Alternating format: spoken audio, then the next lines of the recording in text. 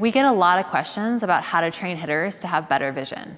The difficulty with the term vision is that when many coaches use it, they're referring to the time period in the air when the hitter is contacting the ball.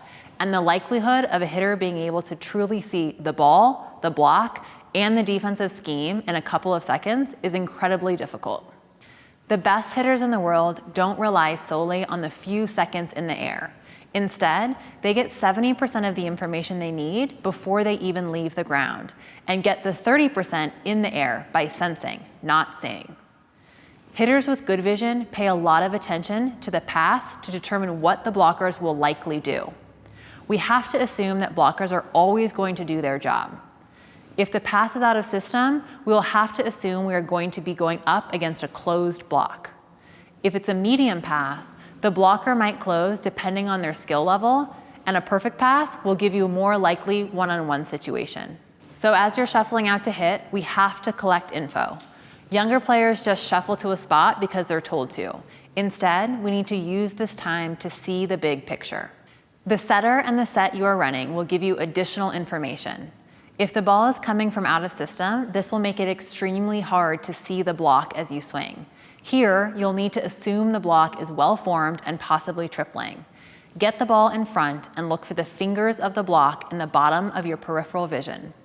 Then, swing flat and deep to the cross corner for a possible kill or to extend the rally because the odds aren't in your favor. If the setter is handling a medium pass, understand where the ball is coming from. If it's a long set, the middle has a better chance to close.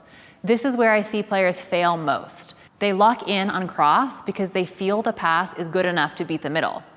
After getting locked on a shot, then the ball hangs a little longer because of the distance, and the middle closes for an easy block. Eliminate low percentage options before the set and go to the air ready to sense. Now, when you're in the air, think about your vision like a window.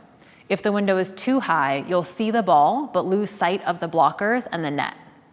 Allow the ball to come into your window rather than tracking the ball with your window. This will allow you to look at a spot in the distance while seeing the ball from the setter's hands at the same time as the blocker's movements above and over the net. You're in the swoosh position, your chest opens to initiate the swing, and that's when you should sense what the blocker is doing.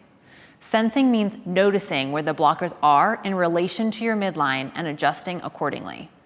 So, see the pass, learn from the setter, find your window, sense to choose a path, adjust slightly, and finish.